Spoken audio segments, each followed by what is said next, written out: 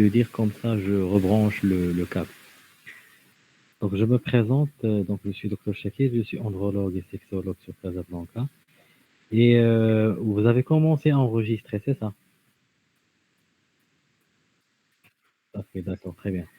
Donc, c'est un cours que j'ai l'habitude de faire pour, comme parrainage pour les internes chaque année, les internes de Casablanca. Je ne sais pas, est-ce que tout le monde... Moi, j'aime des cours comme ça, interactifs et des cas cliniques, parce que de présenter un cours comme ça, avec traditionnel, avec des introductions et c'est-à-dire un cours classique, ça c'est l'apanage de l'amphithéâtre, ça c'est l'apanage de la faculté. Mais ici, dans un webinaire, je préfère présenter des cas cliniques et comme ça, vous allez apprendre mieux parce qu'en stimulant avec un cas clinique, on va stimuler la matière grise de notre cerveau pour analyser, pour apprendre la pathologie. Donc, l'urologie, c'est les tumeurs de l'appareil urinaire. Écoutez, vous pouvez poser des questions et vous pouvez être interactif parce que j'aime pas que je raconte et tout le monde m'écoute sans interaction. Donc, il y a aussi la pathologie lithiasique, il y a les traumatismes, il y a les urgences. Enfin, on peut dire que les traumatismes font partie des urgences. Mais aussi il y a l'andrologie, la sexologie, l'urogynécologie, l'urodynamique et l'andrologie.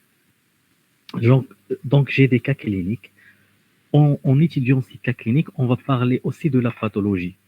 Ce qu'on reçoit surtout, nous, en général, c'est les tumeurs de vessie, les adénocarcinomes prostatiques, rarement des traumatismes rénals, parfois des gangrènes fourniers, mais on a beaucoup dans notre pratique, beaucoup de lithiase, des tumeurs de vessie, des tumeurs rénales aussi.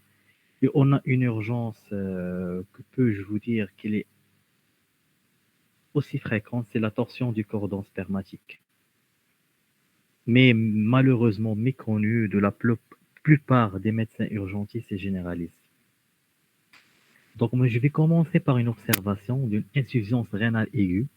Je vais vous raconter comment ça se passe pendant nos gardes. Ça, c'est un patient de 54 ans. Il n'a aucune profession. Il est originaire de Khourika, un ramilliste. Donc, tabagie chronique à 30 paquets années. C'est vrai. J'insiste sur le tabac parce qu'il faut le chercher toujours, parce que c'est un facteur de risque de beaucoup de choses. Donc, ce patient, on lui a fait une cystoprostatectomie, plus dérivation type briquet. Le briquet, oui. Ah oui, oui, je suis en train de défiler. Maintenant, est-ce que vous voyez? Ah d'accord, je pense que je dois rester comme ça. Donc voilà, parce que j'ai parlé de ce qu'on a sur nos urgences et ce qu'on a sur euh, ce qu'on reçoit. Ce sont surtout des insuffisances rénales aiguës obstructives, des traumatismes rénals, rarement des gangrènes fournies. J'ai parlé de ça. Donc on reçoit par exemple une insuffisance rénale aiguë obstructive. Pourquoi obstructive? Parce qu'il y a de l'obstruction sur un briquet. Je ne sais pas, est-ce que vous connaissez c'est quoi un briquet? Un briquet, c'est quand on fait c'est un type de dérivation urinaire. Donc ce malade, il a 54 ans, il est tabagique, il a été cystoprostatectomisé, il a été dérivé par un briquet en 2018. Il vient consulter une semaine avant son admission avec des lombalgies bilatérales, oligo-anurie à 300 cc. La définition de l'anurie, déjà dans la littérature, elle est controversée. Anurie, c'est-à-dire soit zéro urine. Il y a dans la littérature ceux qui parlent de inférieur à 100 cc et ceux qui parlent inférieur même à 400 cc par jour. Il n'a pas d'autre signe associé. Il était apéritique avec conservation de l'état général. Un patient cystoprostatectomisé et dérivé, c'est-à-dire il a eu un antécédent de tumeur de vessie et on a enlevé la prostate et la vessie parce que quand on a une tumeur de vessie qui envahit le muscle, envahissant tumeur de vessie, envahissant le muscle, parce qu'il y a deux entités, les tumeurs de vessie non envahissantes le muscle et les tumeurs de vessie qui envahissent le muscle. Donc, ce malade, il était en bon état général, diurèse conservée, présence d'une éventration et une cicatrice de la parotomie médiane et avec un orifice stomial. L'orifice stomial, c'est là où ça bouche la stomie, était sans anomalie. Donc, c'est quoi l'insuffisance rénale déjà aiguë? Ce patient qui vient en insuffisance rénale aiguë sur un briquet, sur une dérivation post-cure de sa tumeur de vessie cystoprostatectomie. Parce que c'est quoi le traitement d'une tumeur de vessie qui envahit le muscle? C'est soit la prostatectomie, soit un traitement trimodal, c'est-à-dire réséquer la tumeur et après faire une radiochimiothérapie. L'insuffisance rénale aiguë, c'est l'arrêt brutal des fonctions d'épuration des deux reins, avec une diminution brutale, voire un arrêt de la filtration glomérulaire, s'accompagnant d'une perte de régulation du milieu intérieur, l'épuration des métabolites. C'est pour cela, lors de l'insuffisance rénale aiguë, qu'est-ce qu'on a? On a une élévation de créatinine, d'urée, parfois de potassium et même de sodium. Si on a un potassium qui est très élevé, ça peut indiquer une dialyse. L'équilibre acido-basique aussi sera altéré. L'eau, trouble de l'hydratation, avec des œdèmes, avec tout ça. Avec absence d'atteinte des fonctions endocrines du rein, l'érythropoïétine, la vitamine D, et le système rénine-angiotensine, aldostérone. C'est ça l'insuffisance rénale aiguë parce qu'il est brutal. Voilà le malade, qu'est-ce qu'on a fait chez lui? C'est un malade qui est suivi pour tumeur de vessie. En 2018, on a pratiqué chez lui la cystoprostatectomie pour probablement et sûrement une tumeur de vessie qui infiltre le muscle. Parce que dans la nomenclature actuelle, on parle plus de tumeurs superficielles et de tumeurs profondes. On parle de tumeurs TV, tumeur de vessie infiltrant le muscle, TVIM, ou tumeur de vessie non IM, non infiltrant le muscle. Ça, c'est une nomenclature qui est internationale. Donc, les urtères, on va les aboucher dans une anse intestinale, et puis on va aboucher l'anse intestinale à un orifice de la stomie, qui est la peau, aboucher à la peau, et c'est ce qu'on appelle une dérivation bricaire. Bricaire, le nom de celui qui l'a fait la première fois. Donc ça, pourquoi on a fait ça? Pourquoi on a enlevé la vessie? On a abouché les deux urtères au niveau de l'anse intestinale puis la peau? Parce que la vessie a été atteinte par un cancer de vessie et pas n'importe quelle tumeur de vessie, une tumeur de vessie qui infiltre le muscle. Et c'est l'indication de la cystoprostatectomie. Ce monsieur, il vient en insuffisance rénale. Insuffisance rénale, il a été opéré en 2018, maintenant on est en 2023. Il vit bien, mais soudain, il a développé une insuffisance rénale. Pourquoi? Parce qu'il y a un obstacle obstructif, parce qu'il y a une dilatation des deux reins. Donc, c'est-à-dire, automatiquement, c'est soit la stomie, c'est comme de la plomberie. Deux tuyaux qui s'abouchent dans un autre tuyau, puis vers la peau. Il y a une insuffisance rénale obstructive, donc automatiquement, les deux reins sont obstrués. C'est soit la stomie qui est obstruée, soit les deux reins sont obstrués. Parce que quand on a une insuffisance rénale, il faut obligatoirement que les deux reins soient obstrués. Donc, lors d'une insuffisance rénale aiguë obstructive, si on a un seul rein qui est obstrué, automatiquement l'autre rein va fonctionner et on n'aura pas une insuffisance rénale. Donc, la classification, ça, c'est pour profiter du cours et étudier sur quoi la tumeur de vessie. Il y a une classification comme chaque tumeur, une classification TNM internationale. Donc, TX, T0, TA, TIS et T1. Et on voit que c'est le T1, Tumor Invasive Bacterial Connective Tissue. C'est-à-dire, il envahit le tissu sous-épithélial, le chorion. Le T2, Invades Muscle. Et on va diviser ce T2 en T2A et en T2B. C'est-à-dire, le T2A, c'est le muscle superficiel, inner half and outer half in T2B. C'est-à-dire, Mais grosso modo, cette classification, qu'est-ce qui est important ici? C'est le T1 infiltrant le muscle, non infiltrant. Ça, c'est très important. Il va toujours revenir lors d'une prise en charge, lors d'une anatomopathologie de la tumeur de Vissi. Il y a deux entités qui sont faire. Ça, c'est très intéressant quand vous allez passer vos cliniques, vos examens cliniques. Pour ceux, les médecins qui sont déjà installés dans leur cabinet ou dans le secteur public, c'est ça, c'est très important. Quand vous recevez une anapathe avec un malade qui est suivi chez un neurologue avec une tumeur qui envahit le muscle, vous saurez tout de suite que c'est une indication pour la cystoprostatectomie, bien sûr, si le malade n'est pas métastatique.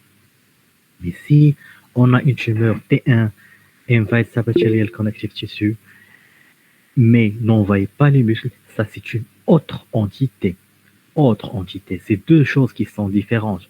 Ça, c'est la BCG thérapie, c'est le suivi avec les cystoscopies, mais on va jamais faire une cystectomie, cystoprostatectomie, sauf si on a une grosse tumeur, même superficielle, mais ça, c'est l'indication de l'urologue. Avec aussi, bien sûr, on n'oublie pas métastase, non-original lymph nodes, le MMP, adolescent métastase. Ça, c'est la classification TNM que tout urologue apprend par cœur. Donc, quand on résèque une tumeur de Vissi, on a une tumeur de Vissi, comment le malade se présente? Le malade se présente un tabagique chronique qui a une immaturie, mais très importante, une immaturie caillotante. Donc, on va classifier après l'anapathe, après la résection de la tumeur de Vissi. J'ai déjà posté une résection, comment on résecte une tumeur de Vissi sur YouTube. Et on va classifier ce malade. Bien sûr, ça, c'est le T1. C'est quand il n'envahit pas le muscle, on a cette classification low risk, intermediate risk, high risk and very high risk. C'est-à-dire, on a réséqué un malade, on a une tumeur de Vissi non infiltrante le muscle et on va la stadifier. Un bas risque, low risk, c'est une tumeur unique, superficielle et inférieure à 3 cm. Et on a ajouté récemment l'âge qui doit être inférieur à 70 ans pour le patient. Et ainsi de suite. Par exemple, si on prend le haut risque, c'est le T11. Au grade. Au grade, ça c'est des critères anatomopathologiques. La présence des CIS. Tous les patients CIS qui ont un carcinome in situ, ce sont des very high risk group. Donc, et le very high risk, ce sont les patients qui ont plus de critères de gravité. Ça, c'est pour les tumeurs de Vissi qui n'envahissent pas le muscle. Et pour ce qu'on appelle les PT2, c'est-à-dire les tumeurs de Vissi qui envahissent le muscle, ça, c'est autre chose. C'est une autre entité. Ça, c'est d'emblée un risque qui est élevé. Donc, l'insuffisance rénale surbricaire, comment on a diagnostiqué ce malade? Bon, son bilan, créate à 70, donc urée à 0.7, une calémie à 5.3 et là une CRP à 26. Et aussi, on a trouvé un germe, Morganilla, sensible, je me rappelle, Morganilla morgani, il est sensible à la mécacine. Pourquoi il est sensible uniquement peut-être à la mécacine? Parce que ce malade a été déjà manipulé, changement de sang et tout ça. Sinon, on allait avoir une Morganilla qui est sensible à tout, même la cipro, même la lévofloxacine peut-être. Mais ici, on voit que la mécacine. L'échographie rénale, c'est elle qui caractérise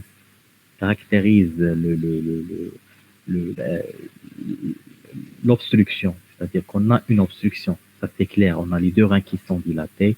On a les urines qui sont à l'intérieur, qui dilatent les deux reins. Quoique les reins sont de taille normale, contrauriculaire, mais on a une urétero-hydronéphrose bilatérale. Ça, signe que c'est une insuffisance rénale aiguë parce que brutale, et la créate, c'est l'insuffisance rénale, et voilà la dilatation, c'est l'obstruction, et bilatérale aussi. Donc, la cause, pour savoir c'est quoi la cause de l'obstruction de ce briquet, bon, on a fait un neuroscanner parce qu'on ne peut pas diagnostiquer ça uniquement sur l'échographie. L'échographie, c'est un examen de bidouillage. Actuellement, on peut le considérer comme un examen clinique. Il y a des gens qui le considèrent comme un simple examen clinique. Regardez sur le scanner, on voit la dilatation les deux reins. Une dilatation, je ne sais pas si vous pouvez voir mon curseur, mais on voit que les deux reins. Est-ce que vous voyez le curseur? Est-ce que vous voyez le curseur? Non. Ah, d'accord. D'accord, très bien. Et là, il y a une dilatation bilatérale. Est-ce que vous suivez déjà le cours, le cas clinique? Bon, tout le monde suit, d'accord. On a une dilatation bilatérale des deux reins. On a une importante infiltration de l'abouchement des uretères dans l'anse grélique.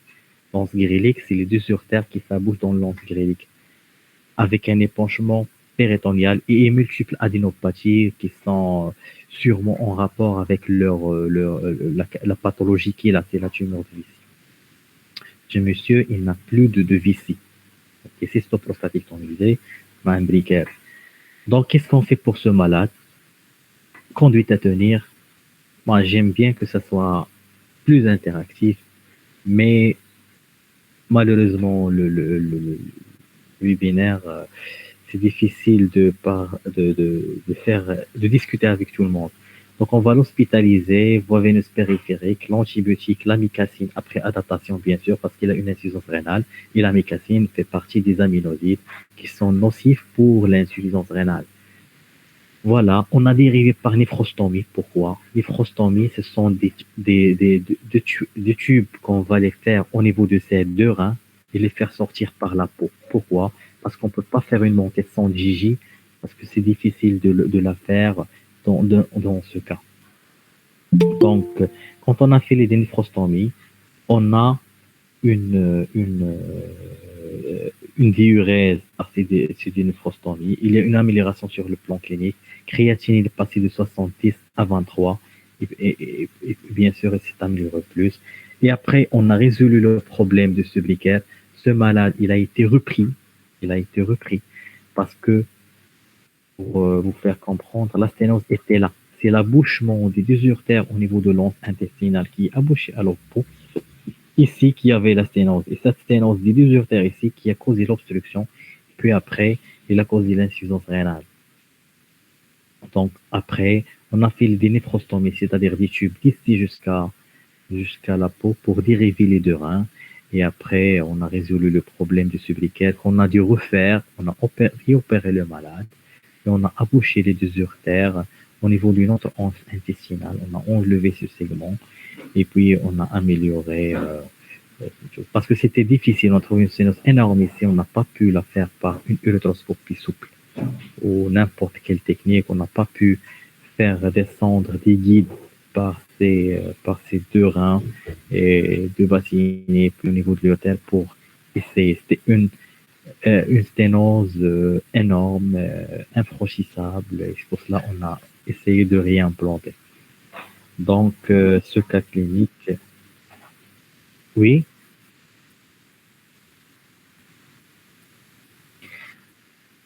La sténose, comme vous savez, l'anse intestinale n'est pas faite pour recevoir les urines. C'est un milieu qui n'est pas adapté pour les urines. C'est pour cela qu'on a eu de l'inflammation ici. Voilà, des mécanismes d'adhérence, d'inflammation et tout ça qui ont causé cette sténose des deux uretères. Très, très bonne question. Ça n'arrive pas souvent parce qu'on a beaucoup de briquets. Le briquet, c'est une technique qui est facile en neurologie pour dériver des urines. C'est-à-dire, on n'a pas ça souvent, mais c'est arrivé. C'est un cas clinique qui est quand même rare. D'accord. Est-ce que vous avez d'autres questions? Docteur, s'il vous plaît, j'ai une question. Oui. Est-ce que l'anse intestinale, elle peut absorber les urines? Bien sûr, elle absorbe les urines. C'est une anse qui reste vascularisée parce qu'il est attaché au méso. Il est attaché toujours par son méso. Sinon, il serait nécrosé. Donc, il est attaché avec son méso. On enlève une anse et on fait une anastomose termino-terminale des deux anses intestinales. Et celle-là, on la prend toute seule et on la bouche à la peau et on met les deux uretères ici. Il n'est pas adapté, il absorbe. C'est pour cette raison, on a su une très belle question. C'est pour cela, on a beaucoup de complications métaboliques, par exemple, quand on prend un grand segment intestinal, parce qu'il y a un risque d'absorption, les urines sont acides, d'acidité au niveau du corps, des problèmes.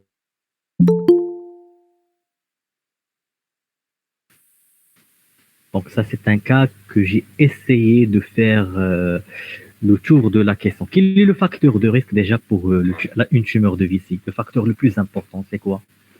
Le tabac. Très bien, c'est le tabac. Le tabac. Bon, tout hématurie caillotante, ça j'insiste très bien, beaucoup. Tout hématurie caillotante chez un monsieur tabagique, surtout tumeur de vessie, on la voit chez les gens au-delà de 50 ans, 60 ans, et surtout un homme. Ça signe vraiment soit une tumeur de vessie, soit une tumeur des voies excrétrices supérieures. Parce que quand on a une hématurie caillotante, on ne peut pas dire que c'est sûrement une tumeur de vessie, sauf si on fait une échographie, on trouve une masse à l'intérieur de la vessie. Mais des fois, on fait une échographie devant une hématurie totale caillotante chez un monsieur tabagique qui a 60 ans, trouve rien.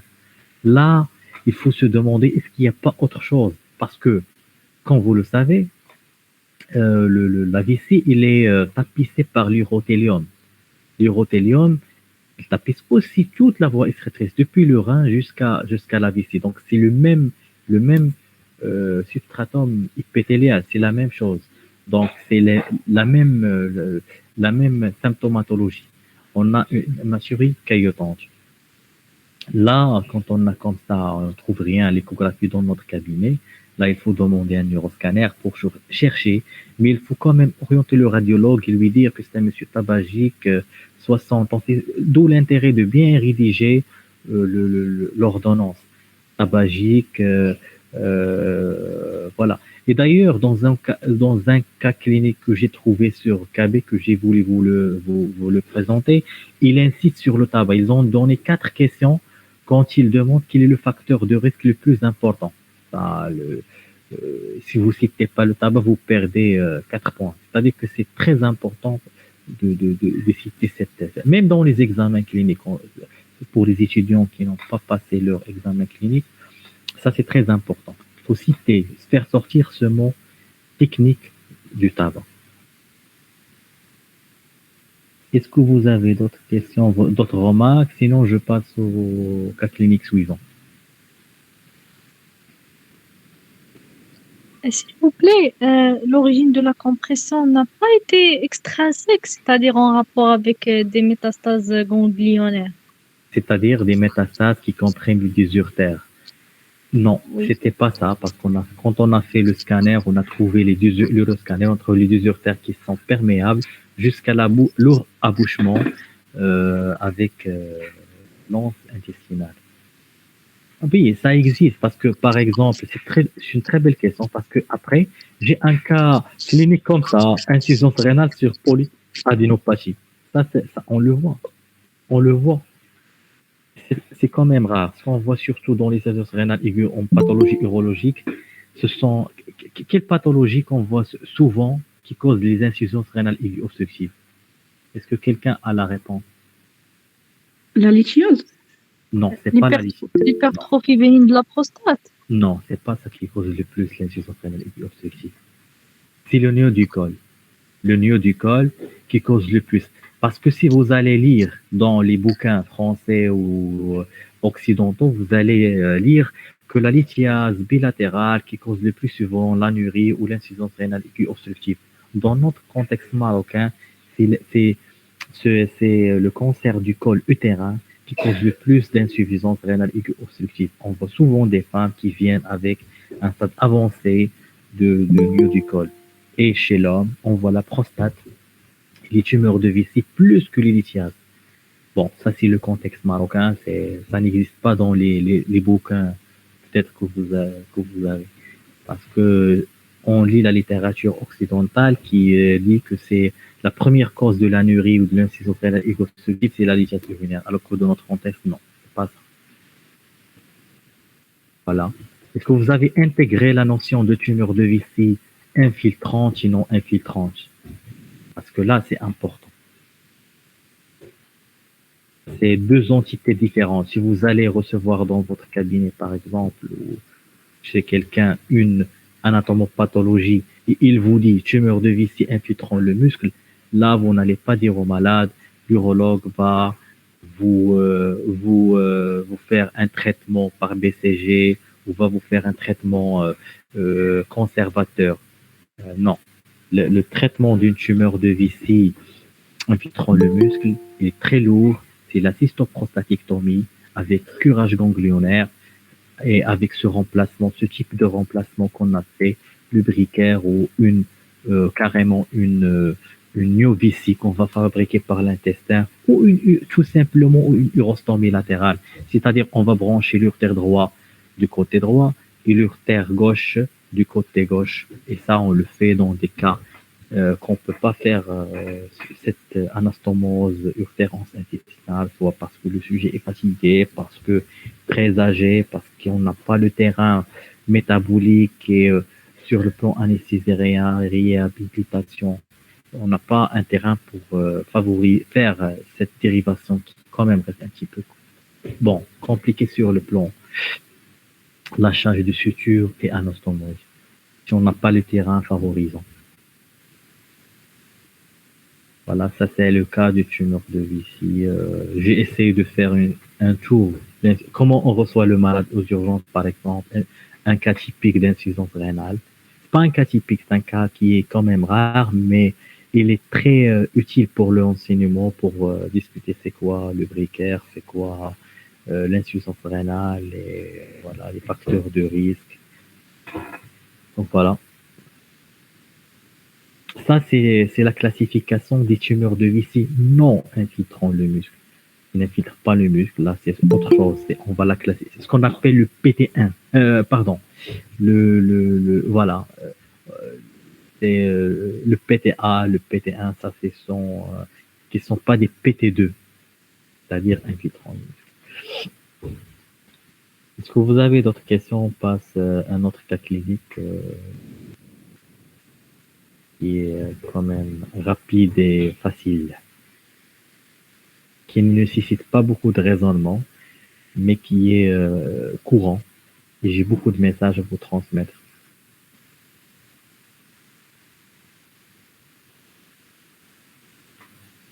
J'ai un cas d'insuffisance rénale sur adénocarcinome de prostate. Peut-être on va le faire la prochaine fois avec les classifications, avec comme un cours qui va sur l'adénocarcinome de prostate. Est-ce que vous voulez qu'on fasse le traumatisme rénal ou voilà, peut-être ou la torsion du cordon spermatique? On fait le traumatisme rénal?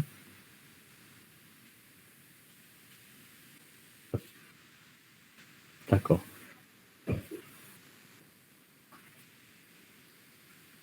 Ah d'accord, très bien.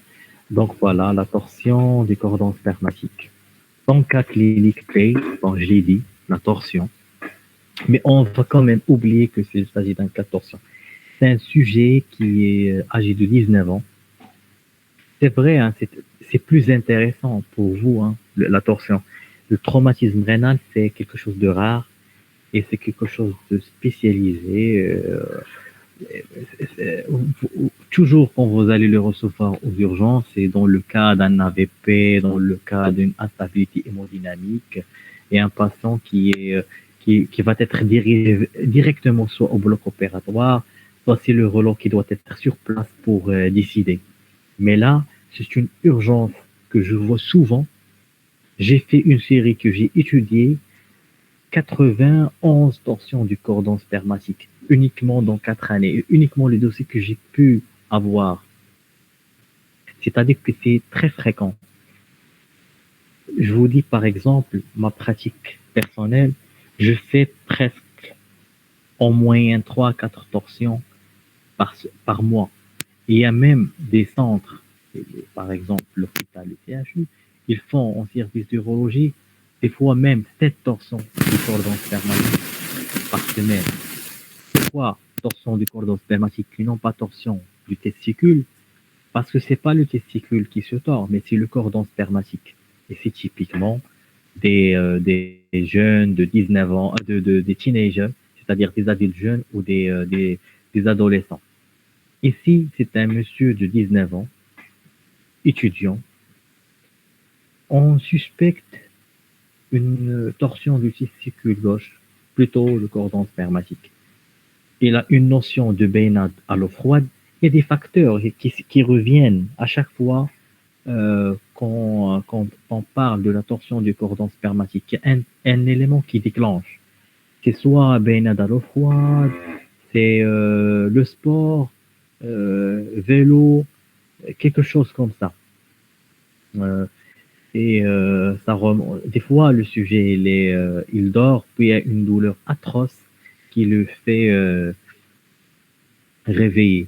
Donc, cette douleur, il s'installe chez ce jeune à 10 heures par l'installation des douleurs scrotales intenses. Il faut souligner que c'est intense. La torsion du cordon spermatique, c'est pas des douleurs minimes. Quelqu'un qui vient vous dire j'ai mal ici, non. C'est une douleur intense, des fois accompagnée avec nausées, vomissements. Le patient, il a consulté chez un médecin généraliste, puis adressé chez nous. Heureusement, parce que des fois, on a des médecins urgentistes ou des généralistes qui sont pas avisés et qui gardent l'enfant ou l'adolescent, même le sujet âgé, le sujet adulte jeune, ils le gardent sous anti-inflammatoire ou antibiotique, ils le traitent comme rien ou comme une orchipédémite. Là, la douleur de l'orchipédémite, c'est une douleur qui vient insidieusement et c'est une douleur qui est sourde. C'est pas une douleur qui est atroce, qui fait réveiller le malade. Il se tord de douleur, il vomit. C'est pas ça. En plus, il n'y a pas de fièvre lors de la torsion, rarement. Mais lors de l'orchipédémite, vous allez trouver une notion de coagulité, d'infection urinaire, d'infection sexuellement transmissible, qu'il a fait un rapport dans les 2 à 4 jours, 5 jours avant, qu'il a une notion d'écoulement urétral. C'est un adolescent, un sujet âgé, un sujet jeune adulte. C'est pas un enfant qui a 12 ans. Vous n'allez pas quand même demander à un enfant de 12 ans, 13 ans, est-ce que vous avez fait un rapport sexuel pour avoir une IST? C'est clair qu'à 13 ans, 12 ans, au Maroc, je parle pas aux États-Unis, nous sommes au Maroc, un enfant qui vient, qui a 12 ans, qui se tord de douleur, qui prend son testicule, qui vomit, bon, ça serait probablement, très probablement, une torsion testiculaire. Là, notre patient, il était conscient, stable sur le plan hémodynamique, respiratoire, il a une tension à 37, il n'est pas fébrile, il a un abdomen souple, testicule ascensionné en haut, horizontalisé, il a une douleur à la palpation testiculaire, et quand on le soulève, le soulèvement augmente la douleur. Et on a palpé quand même un tour de spire. Quand on a le testicule ascensionné en haut, pourquoi il est ascensionné? Imaginez un data show ou une lampe qui descend du toit.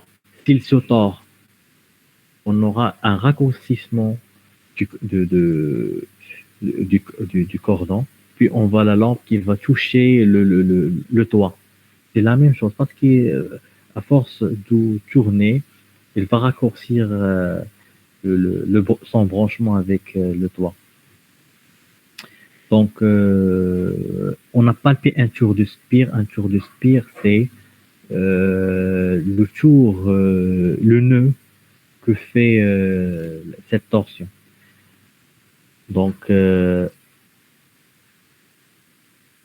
qu'est-ce qu'on va faire?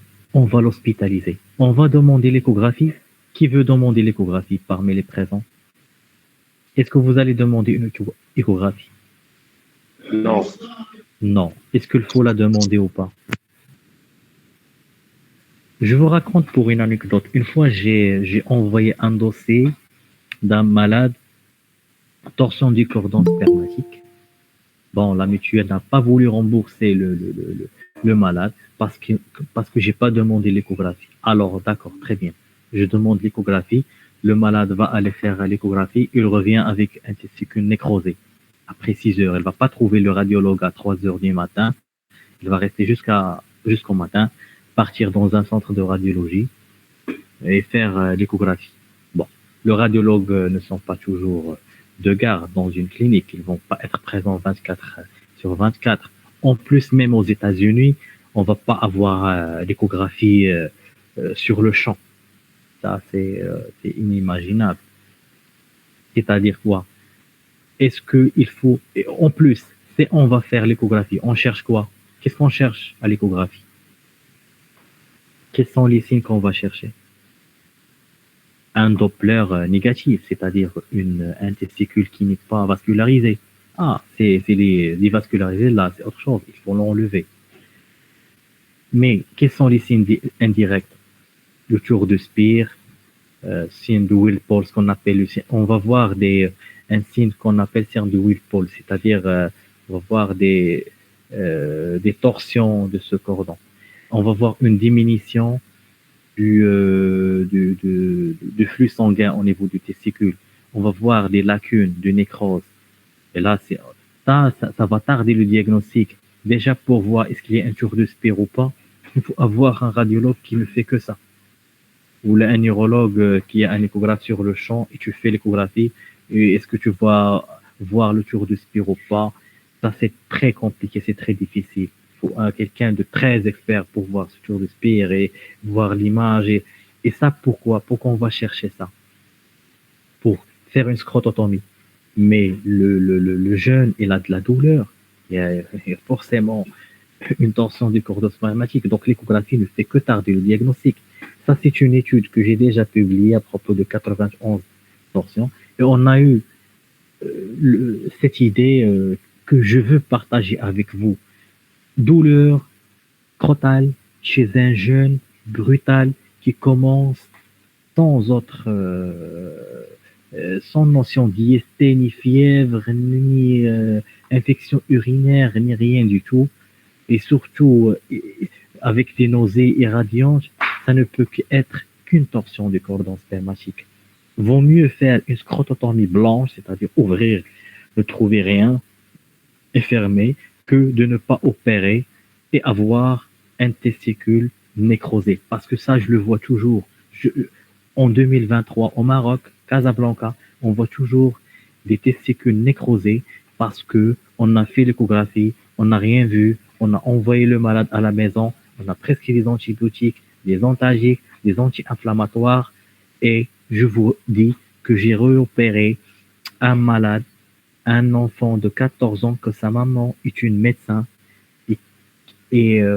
bon, on peut pas traiter nos enfants, mais nos parents, nos proches, mais elle est partie chez un collègue et qui lui a rassuré sans l'envoyer chez quelqu'un qui va lui faire la scrototomie et voir qu'est-ce qui se passe à l'intérieur. Et l'enfant, l'adolescent, est arrivé avec une nécrose. Le testicule est extériorisé depuis le scrotum en nécrose. Et ça, c'est très grave de le voir encore en 2023. Exploration chirurgicale, scrototomie transversale. Il y a ceux qui la font verticale. Bon, transversale, moi je trouve personnellement que c'est plus esthétique. On va ouvrir les différentes enveloppes scrotales. Pour les anatomistes, ceux qui veulent apprendre l'anatomie, on a 7 couches au niveau du scrotum. De haut en bas, la pôle, le tartos, et ainsi de suite. Jusqu'à arriver, on ouvre la vaginale pariétale et puis on trouve la vaginale viscérale et puis l'albuginée.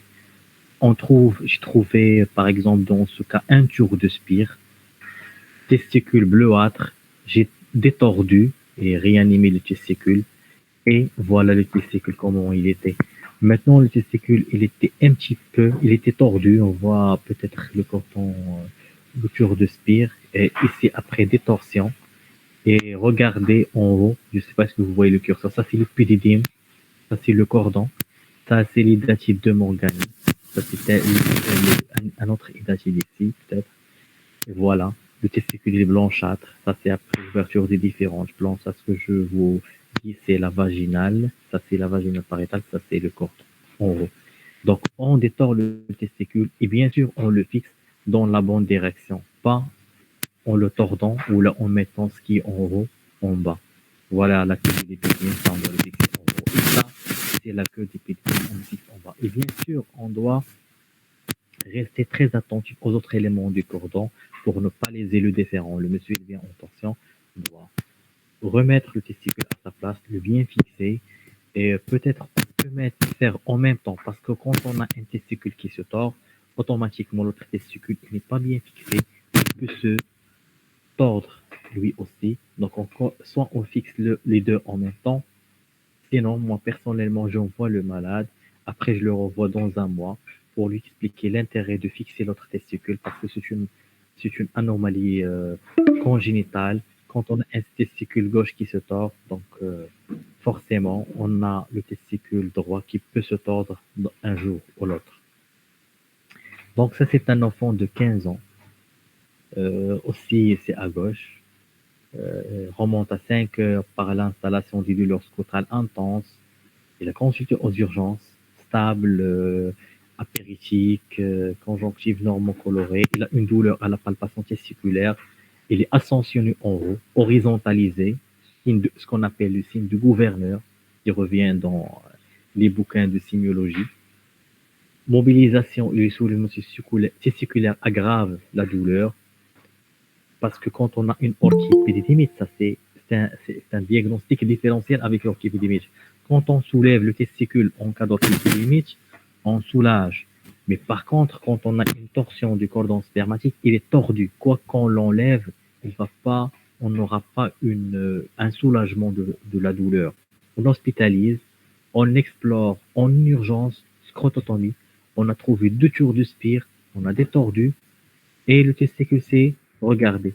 2 tours de spire, regardez, il est violacé. Il commence à souffrir. Regardez l'épididyme, comment il est. Ça, si on attend encore 4 heures ou plus, on va perdre ce testicule. Et un autre cas d'un diagnostic différentiel. Est-ce que vous avez déjà entendu la torsion de l'idatide? Bonsoir. Non. Non. C'est un organe qui est en sus-testiculaire. Oui. Voilà. Vous l'avez déjà entendu. Oui, oui. Oui, il y en a, je sais que l'étatide se situe anatomiquement, il se rattache au testicule en bas. Il y a deux. Enfin, il y a beaucoup de vestiges. Il y a celui qui s'attache en haut, à côté de la tête de l'épidémie.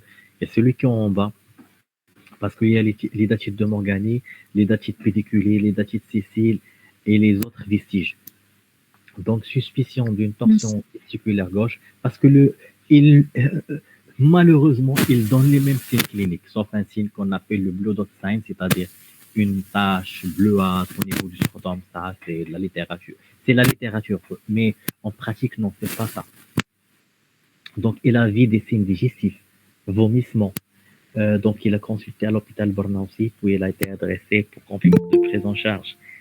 Il était stable, respire bien, normocoloré, orifice herniaire libre,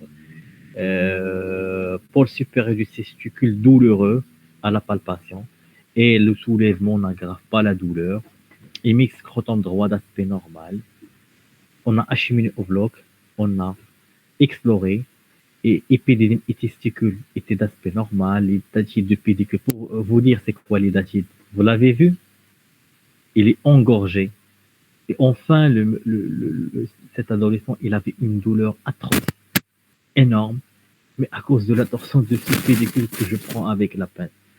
Et j'ai coagulé et puis je l'ai enlevé. Et ça n'a rien à voir avec la torsion des testicules. Quoi qu'il a eu les mêmes symptômes. Mais vaut mieux faire. Et en échographie, on va rien voir. Hein. C'est pour ceux qui veulent faire de l'échographie, on va pas différencier. En plus, même si on a une douleur comme ça et on a l'échographie normale, je préfère faire une scrototomie parce que d'après l'étude qu'on a faite, on conclut que l'échographie, il ne faut pas tarder le diagnostic. De toute façon, un adolescent de 15 ans, tu fais une scrototomie. Dans 3 mois, tu ne vois plus la cicatrice. Tu ne sais même pas est-ce qu'il a été scrototomisé ou pas. et ça guérit rapidement avec les bons soins. Voilà, ça, c'est 7 jours avant son admission. Un autre jeune, douleur brutale de la bourse gauche, là, spontanément résolutive, et après reprise de la symptomatologie. Pourquoi il a des symptômes puis ça se résout spontanément? Parce que le testicule se tord, poussé du tord, tout seul. Donc, on a prescrit dentalgique. Et devant la non-amélioration, on l'a adressé à l'hôpital. C'est une bourse gauche tuméfiée, testicule gauche ascensionné, palpation du testicule gauche non douloureuse avec un cordon infiltré.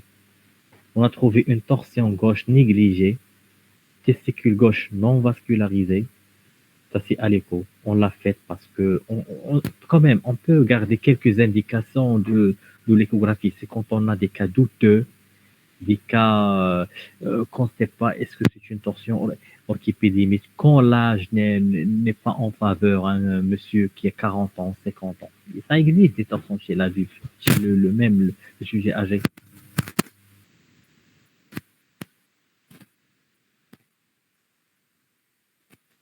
Ça, en plus, ça date de plus de 4 jours. Et on va faire l'échographie qui tarde encore 2 heures. Là, c'est pas très important. Donc, conduite à tenir. Oui? Ah, d'accord. Maintenant,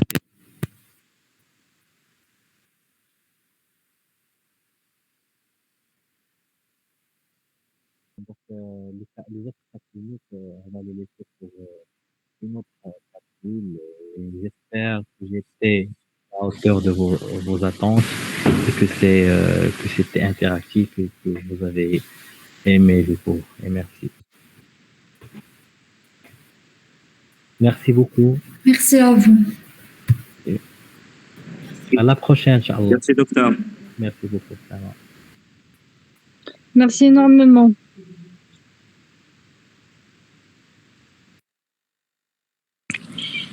Merci beaucoup.